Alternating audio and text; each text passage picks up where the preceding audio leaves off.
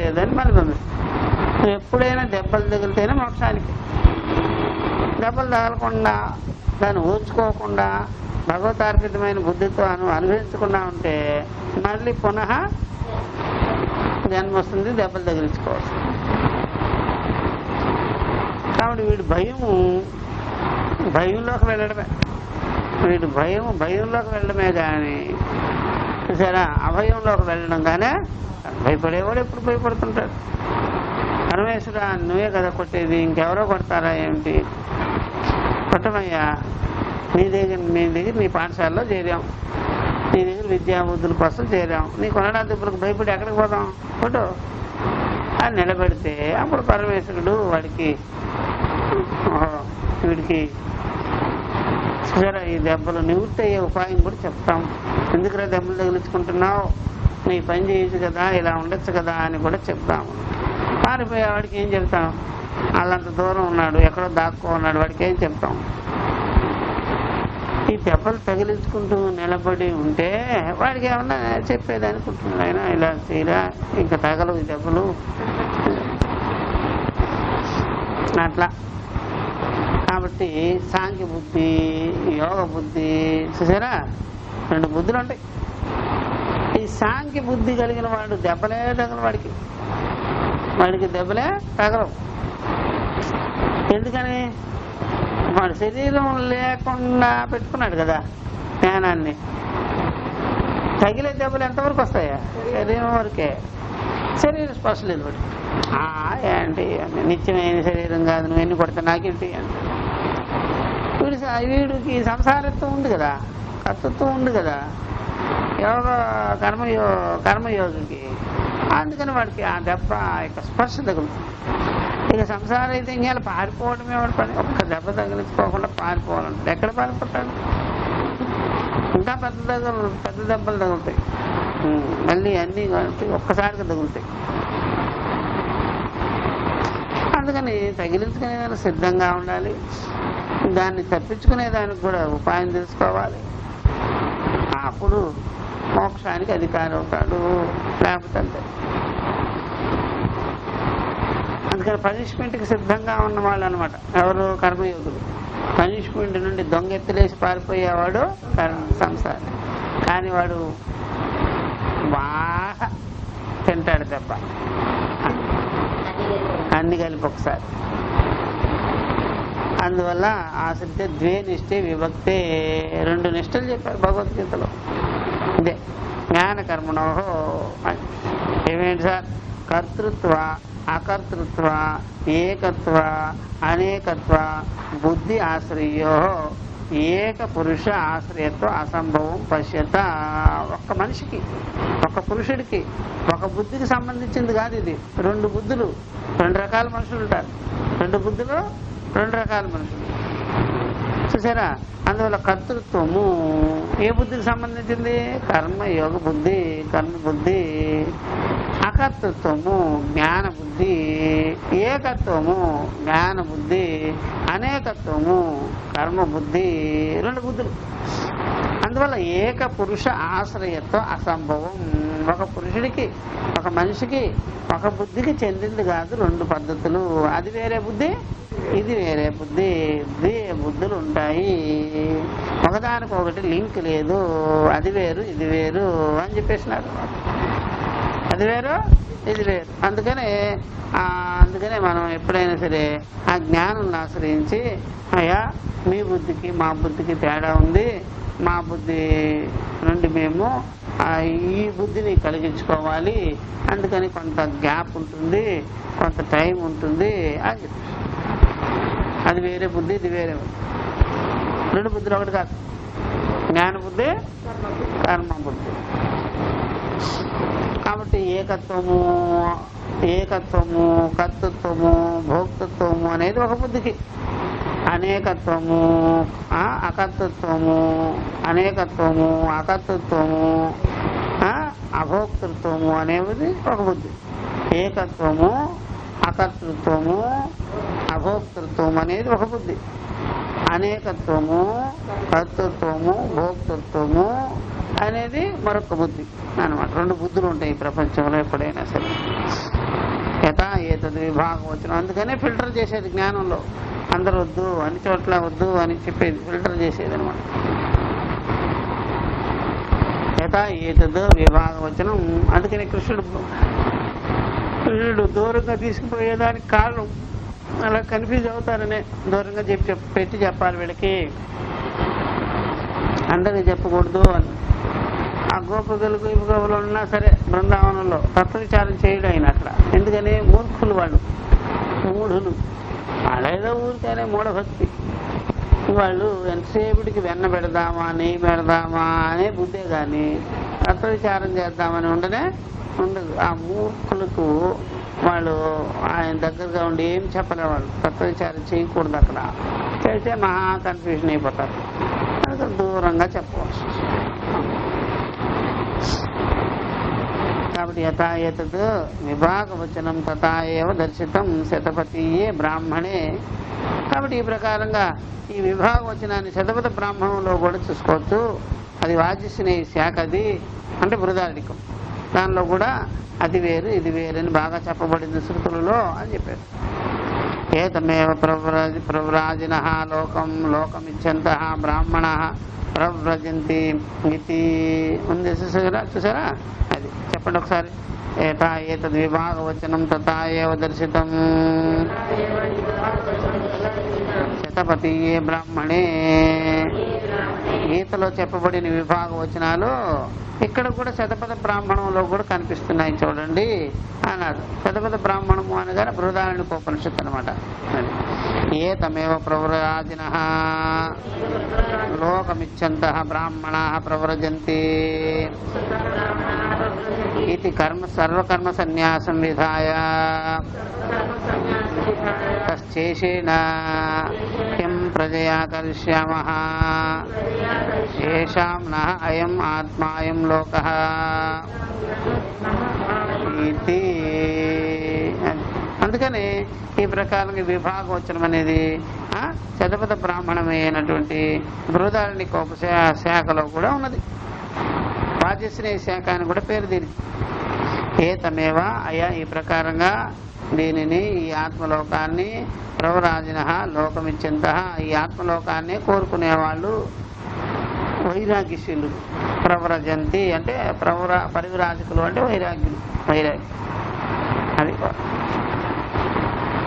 బ్రాహ్మణ ముముక్షులు, బ్రహ్మజ్ఞానం కొరకున్న వాళ్ళు, కోరుకునేవాళ్ళు.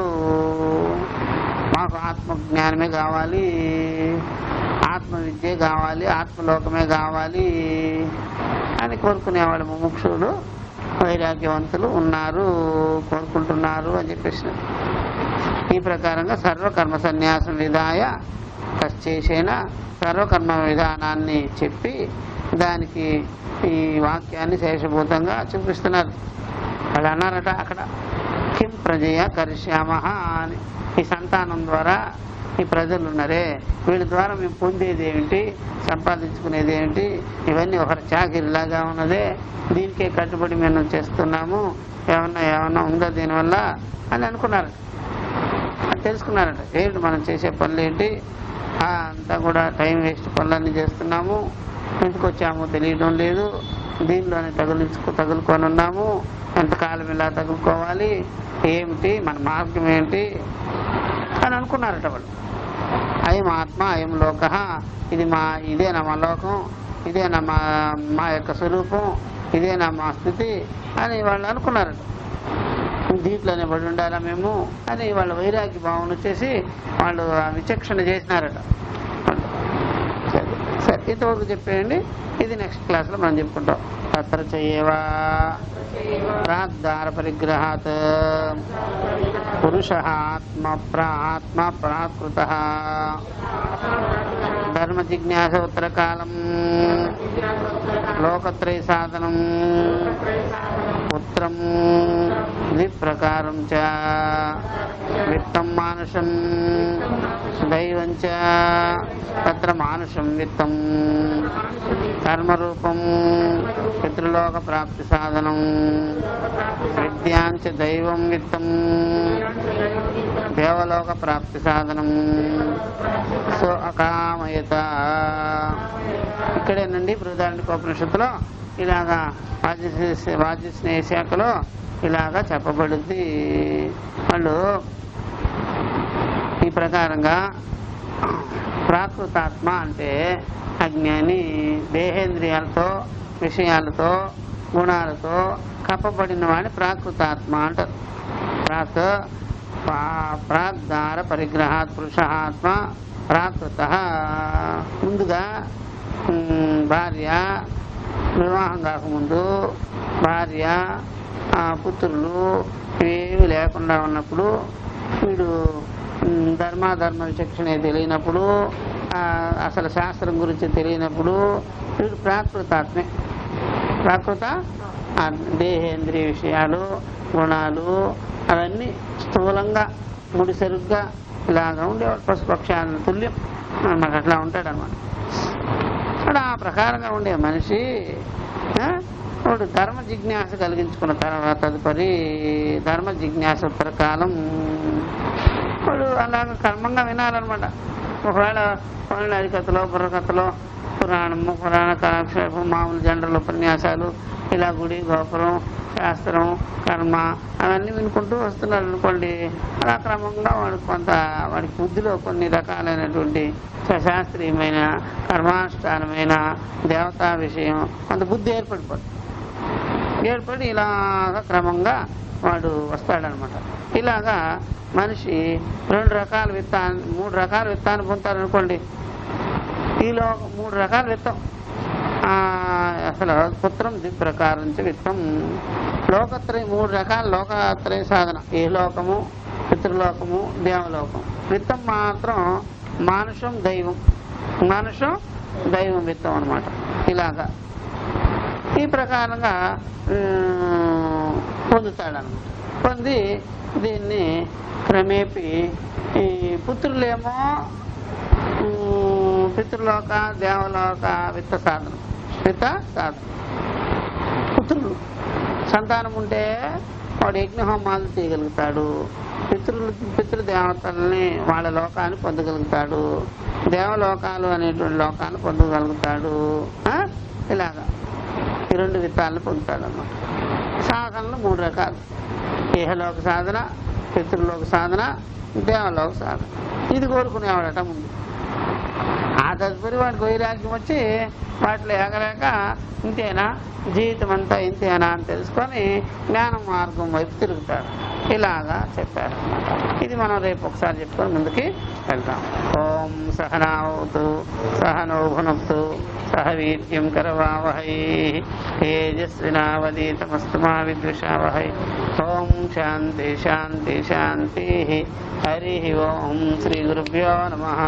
హరి ఓం తత్సత్.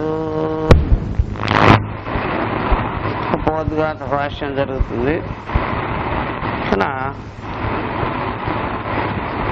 ఈ విభాగవచనం అనేది దేనికి దానికి విభాగం చేసి కర్మయోగం జ్ఞానయోగం వాటి ప్రస్తావన చెప్పారు. దానికి బృహదారణ్యకంలో ఉండేటువంటి మంత్రాలని ప్రామాణికంగా చూపించారు. అంతేకాకుండా తత్రయేవచ ప్రాగ్ధార పరిగ్రహాత్ పురుష ఆత్మ ప్రాకృత ధర్మ జిజ్ఞాసోత్తరకాలం లోకత్రయ సాధనం పుత్రం ద్విప్రకారం చ విత్తం మానుషం దైవం చ తత్ర మానుషం విత్తం కర్మరూపం పితృలోక ప్రాప్తి సాధనం విద్యాం చ దైవం విత్తం దేవలోక ప్రాప్తి సాధనం సో కామయత అని ఈ ప్రకారంగా ఈ స్వభావంగానే దేహేంద్రియ విషయాలతో ప్రాకృత బుద్ధి కలిగినటువంటి మనిషి అజ్ఞాని ధర్మ జిజ్ఞాసి తర్వాత వాడికి వివాహం ఆ వ్యవస్థ ఇవన్నీ తెలుస్తుంది అనమాట. ఈ ధర్మ జిజ్ఞాసే లేకపోతే వాడికి ప్రకృతి సంబంధమైనటువంటి కోరికలు ఉండడం వేరు, వైవాహిక జీవితాన్ని ఒక పద్ధతిగా గడపాలి అంటే ధర్మ జిజ్ఞాస వల్లనే కలుగుతుంది. ధర్మ జిజ్ఞాస ఉండాలన్నమాట.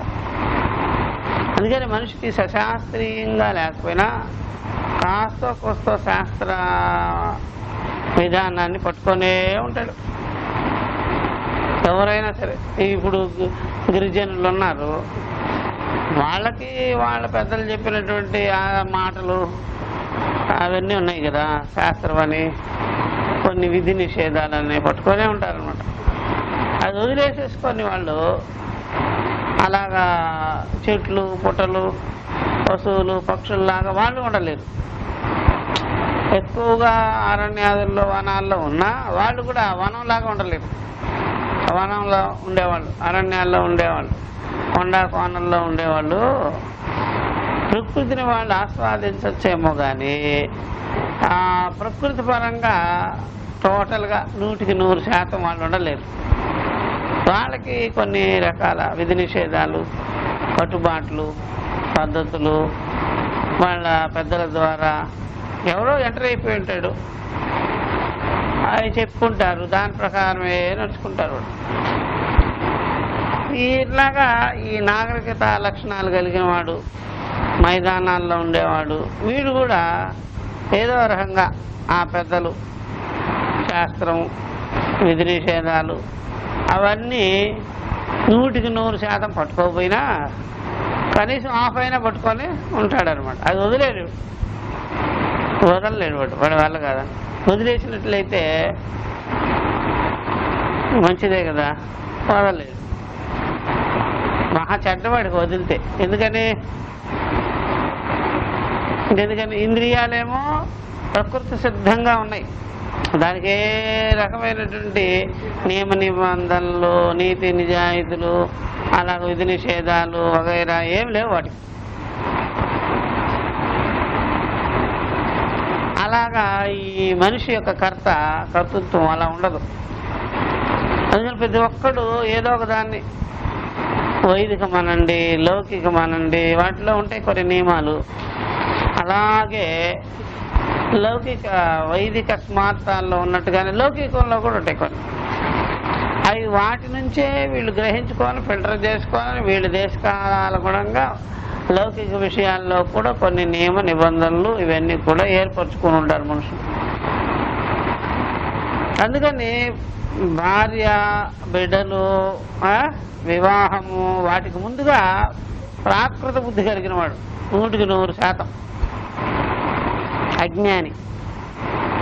వాడికి కాస్త కోస్త ధర్మ జిజ్ఞాస తెలిసిన వెంటనే, ఇప్పుడు మామూలుగా మనం పిల్లల్ని చూసేది ఏంటి, ఇదివరకేమో క్లబ్బులు, డ్యాన్సులు, ఎగురుకోవడం, తినుకోవడం, వీళ్ళు అలా ఉంటారు కదా. హిప్పీజం అంటాం, హిప్పీజం అని ఇదివరకు మనం చూసే ఉంటాం. ఆ టైపులో నిజంగా ఆటవికులు కూడా అలా ఉండరు. ఆటవికులకు కూడా కొన్ని కట్టుబాట్లు ఉంటాయి, కానీ వాళ్ళ కట్టుబాట్లు 100% కరెక్ట్. అలా ఉంటుందన్నమాట. దాంట్లో ఏం చేంజ్ చేయలేరు వాళ్ళు. ఎవరిది? ఆటవికులది, అడిగోళ్ళు. ఇప్పుడు చెప్పాల గిరిజనులు. మనమేమో దాన్ని తలకిందులు చేసేస్తుంటాం, ఎక్కిస్తుంటాం, తగ్గిస్తుంటాం. అలాగే ఈ మనుషులు స్వభావంగా ప్రకృతి కలిగి చిన్నప్పటి నుంచే ఉండినా కొంత వాళ్ళకి కొన్ని రకాల ఇంద్రియాలు, బుద్ధి ఇవన్నీ వికసించటము, కొన్ని సామాజిక పరంగా కొన్ని పడడము, బాధ్యతలు అవన్నీ బరువులన్నీ పడేటప్పటికి వాడికి ధర్మపరంగా నడుచుకోవడమే బెటర్గా ఉంది. లేకపోతే క్లిష్టమైనటువంటి రూట్లుగా ఉన్నాయి ఇవన్నీ. అందుకని మనం ధర్మపరంగా ఉండాలి. జనాలు కూడా ఎక్కువ శాతం ఆ విధంగా మనకి కొంతలో కొంత కనిపిస్తున్నారు అని వీడు ఏం చేస్తాడంటే కొన్ని దేవుడికి నమస్కారం పెట్టుకోవాలి, ఇలాగ కర్మఫలాసక్తి కావాలంటే మనం కొన్ని చేయాలి, ఇలా పెట్టుకుంటాడు అన్నమాట. కర్మఫలం కొరకు దేవతల్ని, కర్మల్ని, విధి నిషేధాలని పట్టించుకుంటాడు. అంటే బొత్తిగా ఏ ప్రకారంగా ఈ విత్తాలు అంటాం చూసారా, దైవ విత్తం, మానుష విత్తం అట్లాంటివి ఏమీ లేకుండా మాత్రం మనిషి ఉండలేడు అనమాట. విత్తం అన్నా సంపాదన ఉన్నా సంపత్తి అన్నా ఒకటే, ఉండలేడు. అంతకుముందు ప్రకృతి అలా ఉండొచ్చు, కానీ తర్వాత అలాగే కంటిన్యూ చేసేయలేడు ఎవరు, సగటు మనిషి. ఏదో ఒక రకంగా శాస్త్రానికి అంటాం చూసారు మనం, శాస్త్రానికి అంటే ఇంత కూరలో ఇంత ఉప్పు వేసినట్టు, ఇంత కూరలో కేజీ కూరలో కొద్దిగా రవ్వంత ఉప్పు వేసినట్టు శాస్త్రానికని దాన్ని అంటించుకుని టేస్ట్ లాగా చేసుకొని పెట్టుకుంటాడు అనమాట. అది కూడా తీసేయచ్చు కదరా అంటే నేను ఎక్కడ పడిపోతానేమో అంటే పడదూచేస్తారు సమాజం, అందుకని పెట్టుకుంటాడు. చిత్రమైన మనిషి. జ్ఞానులు ఉంటారు చూసారా, వాళ్ళకి అస్సలు పడవు ప్రపంచంతో, విధిలే నిషేధంలా వాళ్ళకి ఏం పడవు. కానీ వాళ్ళు పైకి మాత్రం అలా కనిపిస్తారు, కానీ లోపల మాత్రం అన్నీ ప్రకృతి గుణాలకు కూడా బద్దులు గారు వాళ్ళు. 3 గుణాలకి బద్దులు గారు.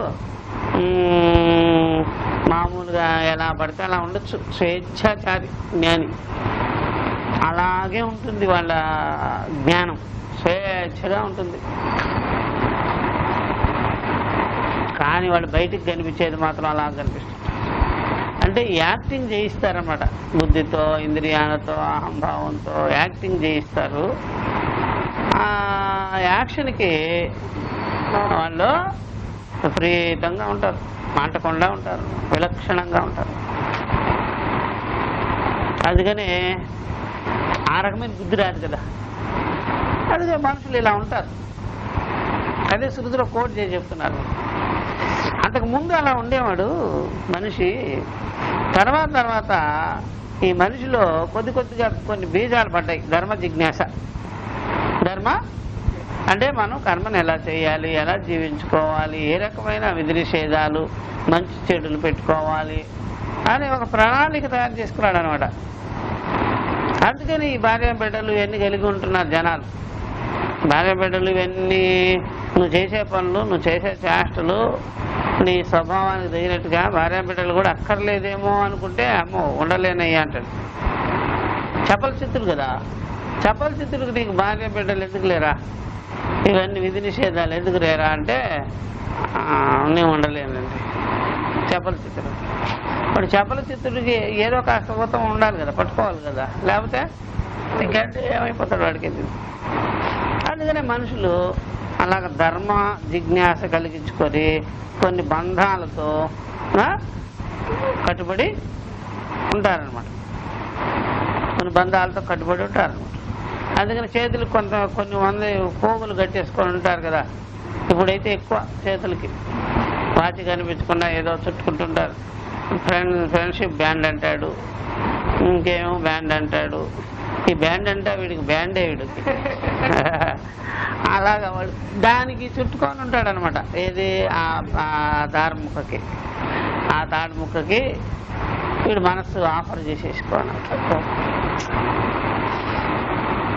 కాబట్టి ధర్మ జిజ్ఞాస చెప్తున్నాడు. ఇప్పుడు ధర్మ జిజ్ఞాస తర్వాత ఉత్తరకాలం వాడికి వివాహం అవుతుంది. వివాహం ఎందుకురా అంటే నాకు సంతానం కోసం అంటాడు. సంతానం ఎందుకురా అంటే యజ్ఞహోమాలు చేయాలని అట్లా పెట్టేసుకుంటాడు.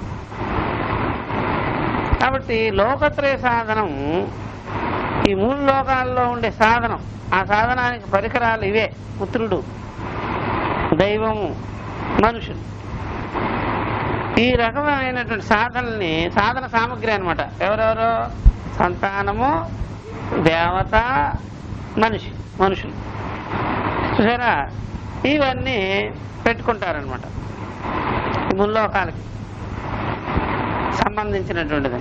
కాబట్టి దైవ విత్తం, మానుష విత్తం అనే 2 రకాలు ధనాన్ని ఇష్టపడుతుంటాడు ఈ మనిషి వివాహం చేసుకొని సంతానం ద్వారా. దైవ విత్తం, మానుష విత్తం. మానుష విత్తం అనగానే ఎప్పుడైనా సరే పితృలోక సాధనం, దైవ విత్తం అనగానే దేవలోక సాధనం, యజ్ఞహోమం అనమాట. ఈ 2 రకాల విత్తాన్ని తెలుసుకుంటాడు. ఈ ఈ లోకత్రయ సాధనానికి సంబంధించి ఈ లోకం, పరలోకం, పితృలోకం అని దేవలోకం, పితృలోకం అని పెట్టుకుంటాడు. ఈ ప్రకారంగా వాడు పితృలోకాలకు సంబంధించినవన్నీ కర్మకాండ, దేవలోకాలకు సంబంధించినవన్నీ ఉపాసనా భాగం ఇవి పెట్టుకుంటాడు అనమాట. కర్మ, ఉపాసన, కర్మలో ఉపాసనలు అనమాట. అంటే మనిషి ధనము, దేవతా ధనము. దేవతా ధనమేమో ఉపాసన, మనిషి ధనమేమో కర్మలు. ఇవి వాటి ఏ లోకానికి సంబంధం ఉంటుంది?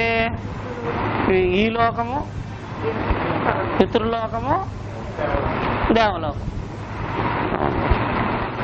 ఇలా పెట్టుకుంటాడు అన్నమాట. ఇది శాస్త్రంలో చెప్పబడింది. ఈ మనుషులకి ఏముంటుంది? అసలు మామూలుగా చూస్తే భార్య బిడ్డలతో ఉండాలి, పుణ్యం సంపాదించుకోవాలి, పుణ్యంతో భోగాలు వస్తాయి, భోగాల వల్ల మనం మరలా సంతానం అవి ఇవి అభివృద్ధి చేసుకుంటుంటాం, విషయాలు అభివృద్ధి చేసుకుంటుంటాం. ఇదంతా భగవంతుడి కృప అని పెట్టుకుంటాడు ఇంతవరకు.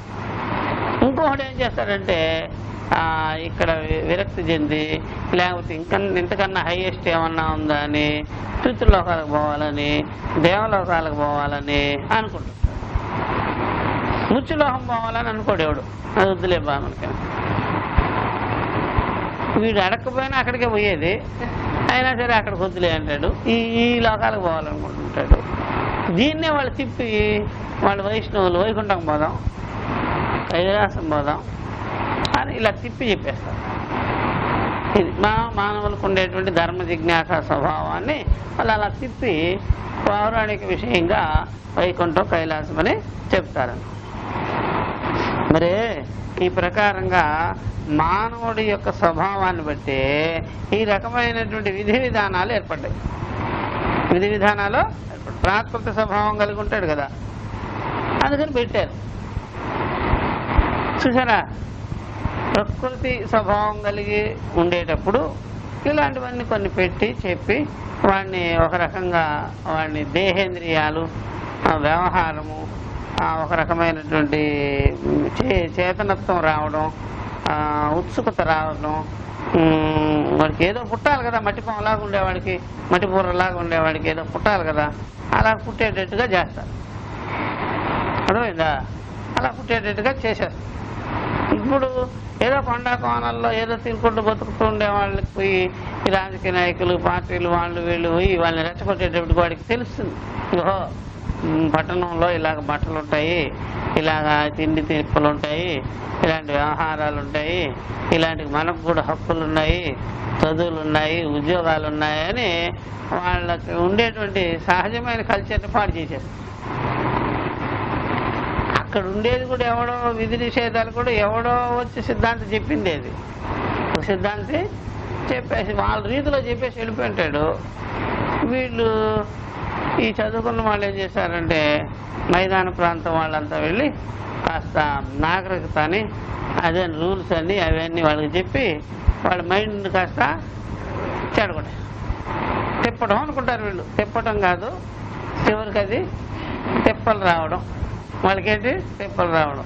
ఏదో వాళ్ళు మానాన్ని వాళ్ళు పడి ఉన్నారు, చక్కగా ఉంటున్నారు, ఉండనీయకుండా ఈడేదో ఉద్ధరించినట్టుగా చెప్పి ఇలాగా చెడగొడతారు. అది వాళ్ళు ఎవరైనా అన్నలు కావచ్చు, లేకపోతే పెద్ద అన్నలు కావచ్చు, ఇలా చెడగొట్టి పెట్టే. చెడగొడితే వాళ్ళ మైండ్లన్నీ ఏమైపోయినాయి, వాళ్ళ పరిధిని అతిక్రమించేసినాయి, వాళ్ళ స్వభావాలు అతిక్రమించేసాయి, ఆశలు పెరిగాయి వాళ్ళకి, దురాశలు పెరిగాయి, కృత్రిమాలు పెరుగుతాయి, సహజత్వం పోతుంది దానికి. సహజత్వం మన కూరగాయలు తీసుకెళ్ళి ఫ్రిడ్జ్లో పెడితే ఏమవుద్దండి, రిలయన్స్ వాడు అలా పెడితే ఏమవుద్దండి, అంత పాడు చేసేసినట్టే. ఏదో చక్కగా సంతలో దొరికే కూరగాయలు తీసుకెళ్ళి ఆయన్ని ఫ్రిడ్జ్లో పెట్టి అవి పెట్టి పెడితే దానికి ఉండేటువంటి సహజత్వం పోతుంది. అలా నాశనం పెట్టారు. అందుకని వేదం ఏం చెప్తుందంటే కొద్దిగా నేర్పురా అంటే ఎక్కువ నేర్పేస్తావేంటి, వాళ్ళ స్టైల్లో నేర్పమంది వేదం. వాళ్ళ స్టైల్లో నేర్పమనే ఆ సిద్ధాంతాలంతా అక్కడ పంపించుంటుంది. చెప్పి వాళ్ళ స్టైల్లో నేర్పు. ఏ కొండ కొట్టుంటే దాన్నే పూజ చేసుకోమను, దాన్ని ఆ చెట్టునే పూజ చేసుకోమను, ఆ పుట్టనే పూజ చేసుకోమను, ఆ వస్తువులనే పూజ చేసుకోమను, అక్కడికక్కడే పరిధిగా చేసుకోవాలి. పరిధి దాటొద్దు వాళ్ళు. దాటితే మళ్ళీ ఆశలు పెరుగుతాయి, దురాశలు పెరుగుతాయి, ఇవన్నీ పెరుగుతాయ్యా అని మన పెద్దలు పూర్వీకులు ఋషులందరూ అలా చెప్పి వాళ్ళని ఎక్కడెక్కడ వాళ్ళు అక్కడే ఉంచి కట్టడి చేశారు. బయటకు రావద్దు, మీరు అక్కడే ఉండండి అని. మీరేదో అనుభవించేస్తున్నారు, తింటున్నారని మమ్మల్ని అనుకోవద్దు. మీ ప్రకృతికి తగినట్టుగా మీరు అక్కడ ఉండటం బెటర్. ఉంటుందా? అలాగా రాజులు పూర్వం వేటలకు వెళ్ళినా ఎప్పుడైనా సరే అక్కడుండే ఏదన్నా జంతువులు వేటాడి కొట్టి పట్టుకురావడమే కానీ వీళ్ళ దగ్గర ఉండే వస్తువులు వాళ్ళకి ఇచ్చేవాళ్ళు కాదు. ఇస్తే వాళ్ళు ఏముంది, దాన్ని వాడటం చేత కాకపోవడం, మళ్ళీ దాని మీద దురాశ పెరగడం, ఇవన్నీ వస్తాయి. వాళ్ళు బంగారంతో కూడా పర్లేదు, వాళ్ళకి ఏదో వాళ్ళ ఆభరణాలు వాళ్ళు వేసుకొని ఉంటారు. అది ఇప్పుడు ఏమైంది, కొద్దిగా చెప్పరా అంటే ఎక్కువ చెప్పేసినట్టు అయిపోయింది కర్మకాండ. ఎవరికైనా, మనకైనా అంటే వాళ్ళకైనా కొద్దిగా చెప్పు, విధి నిషేధాలు కట్టుబాట్లు అంటే ఎక్కువ చెప్పేసేసి దానివల్ల మళ్ళీ దురాశ కలిగించి కర్మాభిప్రాయం కలిగించి కర్తృత్వాన్ని పుట్టించి చెడగొట్టినట్టు అయిపోయింది. ఇప్పుడు కర్మ కొద్దిగా చెప్పంటే ఎక్కువ చెప్పేటప్పటికి దాని మీద ఎక్కువగా ఆసక్తి పెరిగిపోయింది. కర్మాసక్తి, కర్తృత్వ ఫలాసక్తి ఇవన్నీ కలిగిపోయింది. చూసారా?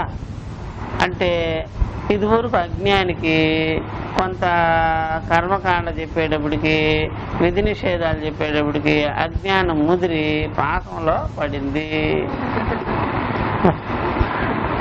అట్లా అయిపోయింది అనమాట. ఇప్పుడు ఏంటంటే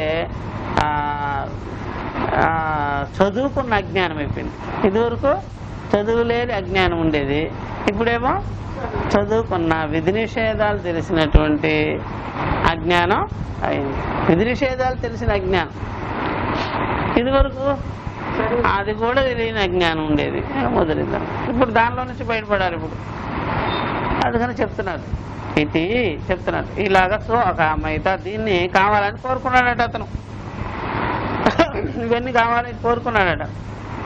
మాకు మానుష విత్తం కావాలి, దైవ విత్తం కావాలి, కర్మ ఉపాసనలు కావాలి, ఇలాగా భార్య కావాలి, సంతానం కావాలి, స్వర్గలోకం కావాలి అని వాడు కోరుకున్నాడు. ఎవరు? ఈ మనిషి కోరుకున్నాడు. ఇది అవిద్య కామవత ఏవ కర్మ సర్వాణి కర్మాణి శ్రౌతాదీని దర్శితానే. ఈ ప్రకారం ఇది అండర్లైన్ చేసుకోండి, చూడండి. అవిద్య కామవత, అజ్ఞానం చేత కోరికలుండి, అవిద్య ప్లస్ కోరికలున్నవాడు వాని కొరకే శ్రౌతాది కర్మలని చెప్పారు. సర్వకర్మాణి శ్రౌతాది, వేదము, వైదిక కర్మలు, స్మార్త కర్మలు, ఇవన్నీ కూడా అజ్ఞానంతో ఉండేవాడు, కోరికలతో ఉండేవాడు వాడి కొరకే చెప్పబడి ఉన్నది. పై చెప్పినవన్నీ వాని కొరకే. చూసారా? ఏది మానుష విత్తము, దైవ విత్తము, వాటికి సాధనలు ఏమిటి? భార్య, బిడ్డలు, యజ్ఞాలు, హోమాలు, ఇవన్నీ సాధనలు అనమాట. తీసుకొని చేస్తుంటాడు. కాబట్టి ఈ ప్రకారంగా 3 లోకాలు, ఇహలోకము, పితృలోకము, దేవలోకము, వాటి సాధనలు ఇవన్నీ కూడా సరే అజ్ఞాన కొరకే విధింపబడి ఉన్నది. ఇప్పుడు దానిలో నుంచి పైకి రావాలి కదా. అది కొద్దిగా చెప్పండి రా బాబు అంటే ఎక్కువగా చెప్పి దాని మీద ఆసక్తి కలిగించి ఉండేటప్పటికి, ఓహో ఇది వీడు అజ్ఞానిగా ఉన్నాడు అందుకని ఎక్కువగా పట్టేసుకున్నాడు అని శృతి ఏం చేసిందంటే దాని నుండి బయటపడాలి అని వైరాగ్యాన్ని కూడా చెప్పింది. అంతేకాదు కదా, దానిలో నుంచి కొంతమంది బయటపడుతుంటారట. ఏమిటి దీనిలో ఇరుక్కుపోయాం మేము, ఇదివరకే మాకు పరిస్థితులు బాగా ఉన్నాయి. మీరు ఎప్పుడైనా అంటుంటారు కదా, ఇదివరకు పరిస్థితులే బాగా ఉంది, ఇప్పుడే గందరగోళంగా ఉంది అంటుంటారు కదా మీరు ఎప్పుడైనా సరే. అసలు మాకు నార్మల్గా జరిగిపోయేటప్పుడే బాగా ఉండేది, ఇప్పుడేమో విశేషంగా జరుగుతుంటే ఇంకా బెడదొచ్చి కూర్చుంది అని మనమే అంటుంటాం కదా. ఇదివరకు ఏదోనండి కాస్త కాస్త సరిపోయేది. ఇప్పుడు విశేషమైనటువంటి వ్యవహారాలు వచ్చేటప్పటికి అస్సలు క్షణం తీరుకొనటం లేదు. ఏమిటో ఇలాగ ఉంది అని మనమే అంటుంటాం కదా. అలా వాళ్ళు ఏదో మామూలుగా ఉండేవాళ్ళని ఈ కర్మకాండ విధి నిషేధాలన్నీ వచ్చి చెడగొట్టేసేసి వాళ్ళకి ఆ ప్రకారంగా తెక్క పుట్టించేసి దాని నుండి బయటపడాలి చెప్తున్నప్పుడు. తేభ్య ఉత్తాయ ప్రవ్రజంతి ఇది ఉత్తానమాత్మానం ఏవ లోకమిచ్చతః అకామస్య విహితం. ఇది అకాముడైనటువంటి వాడికి చెప్పబడిన మాట, విధానం చేయబడిన మాట. తేభ్య వాటి నుండి పుత్రేషణ విత్తేషణ లోకేషణ చూసారా, మానుష విత్తం దైవ విత్తం నుండి కర్మోపాసాల నుండి వాడు ఎంతకాలం చేస్తాము, భార్య బిడ్డల కోసం ఎంతకాలం పడి ఉంటాము, ఈ చాకిరీ ఏమిటి మాకు, దాని నుండి బయటపడాలి అని కొంతమంది వైరాగ్యంతో పైకి లేచారు. బుద్ధిని లేపుకున్నారనమాట. వాడు బుద్ధిని వాటిలో నుంచి తప్పించేసినారు, అతిక్రమించేసినారు.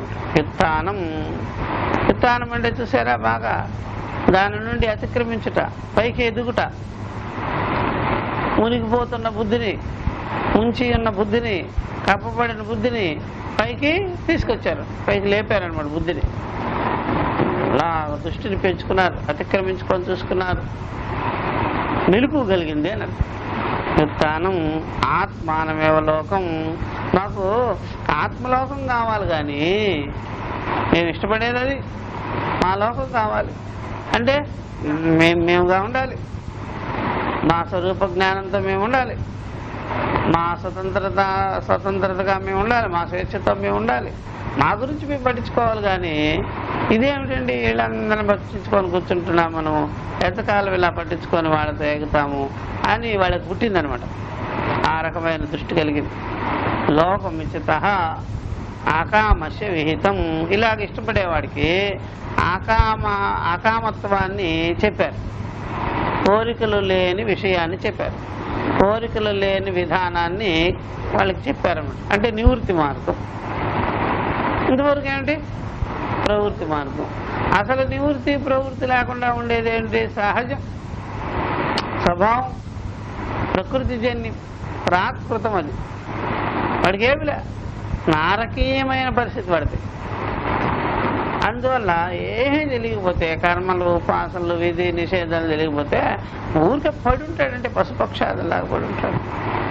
వాడికి కొద్దిగా చెప్పేటప్పటికి ఆ కర్మకాండలో మక్కువ కలుగుతుంది. ఆ కర్మకాండ నుంచి బయటకు తెప్పించాలంటే కోరికలు లేకుండా, తత్వ భావాలు లేకుండా చెయ్యాలి. అప్పుడు వీళ్ళకి ఎంతకాలం ఇలాగే ఈ సర్కిల్లో పడి ఉంటాము, కర్మకాండలో పడి ఉంటాము, మేము బయటకు వచ్చేది ఎప్పుడు అని వాళ్ళు వైరాగ్యవంతులయ్యి వాళ్ళు ఉన్నారన్నమాట. వాళ్ళ కోసము, అకాములైన వాళ్ళ కోసము ఈ యొక్క తత్వాన్ని, జ్ఞానాన్ని, మోక్ష మార్గాన్ని, నివృత్తి మార్గాన్ని చెప్పవలసి వచ్చింది. చూసారా, ఈ ప్రకారంగా చెప్తున్నారు. తద్ ఏతద్ విభాగవచనం అనుపపన్నం స్యాత్ ఇది శ్రౌత కర్మజ్ఞానయో సముచ్చయ విపరీత స్యాత్ భగవతః. అది ఇది అన్నమాట. అది ఈ విభాగవచనాలే లేకపోతే ఏమండి, ఈ విభాగవచనాలే లేదు, భగవంతుడి ద్వారా ఈ విభాగవచనాలు చెప్పలేదు. అప్పుడు శ్రౌత కర్మజ్ఞానయో సముచ్చయం అయిపోద్ది. అంటే వైదిక కర్మలు ప్లస్ ఆత్మజ్ఞానము రెండు కూడా ఏమైపోద్ది? ఒక్కటైపోద్ది. చెప్పలేదంటే విభాగం చేశారు. ఆ దృష్టిలో ఉన్నప్పుడు అది, ఆ దృష్టి నుండి బయటకు వచ్చిన వాళ్ళకి ఇది అని డివైడ్ చేసి చెప్పడం జరిగిందనమాట.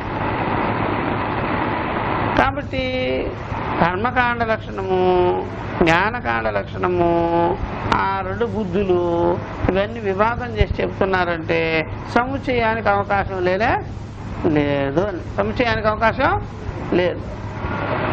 అందుకని కొంతమంది ఏం చేస్తారంటే టెక్నికల్గా దీంట్లో మళ్ళా వాళ్ళు ఏంటంటే చేసినంతకాలం కర్మకాండ వ్యవహారం అంతా చేసేది, గృహాదుల్లో ఉండేటువంటి గృహకృత్యాలన్నీ చేసేసేది. చివరికి వచ్చేటప్పటికి కొద్దిగా ఆయుష్ మిగులుతుంది. అప్పుడేమో నేను సన్యాసం గ్రహించుకుంటున్నాను అని చెప్తుంటారు. ఈ కుర్తాలం పీఠాధిపతులంతా ప్లేడర్గా చేస్తుంటారు. ఇప్పుడు ఒకడు మననే సన్యాసం పుచ్చుకున్నాడు, కుర్తాలం పీఠ, వాళ్ళంతా ప్లేడర్లు అనమాట. ప్లేడర్ బుద్ధి ఎక్కడికి పోద్ది? మళ్ళీ రాజ్యాలు చేస్తుంటారు అక్కడ పీఠాధిపతి. జ్ఞానం కలిగించుకోవడం మానేసేసేసి కొంతకాలం చేసేది. ఇప్పుడు వాదించేదానికి రాకపోయేటప్పటికి ఇప్పుడు మళ్ళీ పీఠాల్లో చేరి సన్యాసం పుచ్చుకొని మారిస్తుంటారు. ఏమిటి అని ఏం పనులు ఇవన్నీ. కాబట్టి సన్యాసం అంటే బాహ్య సన్యాసం తీసుకొని అదే తుది ఆశ్రమని, ఇదే పైకి లేవడం అని, బుద్ధిని పైకి తిప్పుకోవడం అని, మోక్ష మార్గంలో నివృత్తి మార్గంలో తిప్పుకోవడం అంటే బట్టలు మార్చేవి కానీ ప్రవృత్తి ఎక్కడ మారింది? ఇలాగ చేస్తుంటారు కొంతమంది. అంటే కొంతగా ఇప్పుడు ఆయుష్ని పరిగణిస్తారు. ఇదో 60 ఏళ్ళు చేసాము, 70 ఏళ్ళు చేసాము, ఇప్పుడేమో కాషాయం కట్టుకుంటాం. సరిపోద్దా? అంటే కాషాయం కట్టుకున్నంత మాత్రం చేత సన్యాసత్వం వస్తుందా? సర్వకర్మ న్యాస లక్షణం వచ్చేస్తుందా? జ్ఞానం వల్ల సిద్ధించాలి. కానీ అది ఇలాగ స్టెప్ బై స్టెప్ అనుకొని బాహ్య స్టెప్పులు వేసుకుంటుంటే సరిపోద్దా? బాహ్య స్టెప్పులు వేసామంటే బుద్ధిపరంగా స్టెప్ పడలే. ఇంకా ఆ ప్రకారంగా అనుకుంటారు చాలామంది. ఇది చాలా పొరపాటు. అయినా సరే వాళ్ళు కర్మకాండ మీద మక్కువే ఉంటుంది. ఏదో ఆరాధన పెట్టుకునే ఉంటారు, ఉపాసన పెట్టుకునే ఉంటారు, ఏదో అమ్మవారి పక్కన పెట్టుకో ఉంటారు, అయ్యవారి పక్కన పెట్టుకో ఉంటారు, మళ్ళీ తగులుకొనే ఉంటుంది. మళ్ళీ ఈ జంట ఆటం ఎందుకు నీకు? అది బాగా గుర్తు పెట్టుకోవాల్సింది. ఇవన్నీ ఊరికేనే లోకులకేం తెలీదు. వాళ్ళకి తెలియకపోయినా ఏం చేసినా సరే అంతఃకరణం మాత్రం ఎప్పుడూ వేధిస్తూనే ఉంటుంది. అది ఒకటే తెలుసుకోవాలి. జ్ఞానం కలిగిన వాడికి అంతఃకరణం ప్రసన్నంగా ఉంటుంది, కానీ ఆ జ్ఞానం లేని వాడికి, స్పష్టత లేని వాడికి అంతఃకరణం మాత్రం వేధిస్తూనే ఉంటుంది. నేను అయ్యానే కానీ నాకేం అంతఃకరణం పట్టుగా లేదు, నేను నిశ్చితంగా లేదు, స్థిరత్వంగా లేదు తెలిసిపోతుంది. సన్యాసి అయ్యాను అంటే బాహ్య సన్యాసం వల్ల సన్యాసిత్వం రానే రాదు. జ్ఞానం వల్ల కలగాలి, విచారం వల్ల కలగాలి. అందువల్ల సన్యాసి శ్రవణం కుర్యాత్ అని ఎవరన్నా చెప్తే కర్మ ఫల ఆసక్తిని సన్యాస్య శ్రవణం కుర్యా తత్వ విచారం చేయరా అని చెప్పారు అనమాట. అట్లా నచ అర్జునస్య ప్రశ్న ఉపపన్నో భవతి జ్యాయసి చేత్ కర్మణ తే ఇత్యాది. అది చెప్పండి. నచ అర్జునస్య ప్రశ్న ఉపపన్నో భవతి జ్యాయసి చేత్ కర్మణ తే ఇత్యాది. మరి ఆ విధంగా సముచ్చయం చేస్తుంటే అర్జునుడు అడగాలి, అయ్యా ఇంతకన్నా గొప్పది ఏమిటో చెప్పవయ్యా. జాయసి చేత్ కర్మణ తే, నీకు కర్మలంటే బాగా ఇదే గొప్పది అనుకుంటున్నావా? ఇదే శ్రేయస్కరము, మిక్కుటమైనది, శ్రేష్టమైనది అనుకుంటున్నావా? చెప్పండి, ఇదే నీకు ఇష్టమా? అయితే నేను చేయమంటారా దీన్ని అని అర్జునుడు అడిగేవాడు. అడగడం సరిపోదు. కానీ కృష్ణుడు అలా చెప్పలేదుగా. కర్మ చాలా గొప్పది, జ్ఞానం కూడా గొప్పది, రెండు కలిపి చేసే అని ఆ విధంగా కృష్ణుడు అలా చెప్పాడా? ఏ ఫీల్డ్కి ఆ ఫీల్డ్ గొప్పది అనిపిస్తుంది. వాళ్ళకి అలా గొప్పది అనిపిస్తుంది అజ్ఞానంలో ఉన్న వాళ్ళకి. వివేకికేమో అట్లాగా అనిపించదు, జ్ఞానమే గొప్పది అనిపిస్తుంది అని ఆయా బుద్ధులకు సంబంధించిందని నేను చెప్తే రెండు గొప్పది అయితే రెండు చేసేయమంటారా? దీనిలో ఏది గొప్పది అని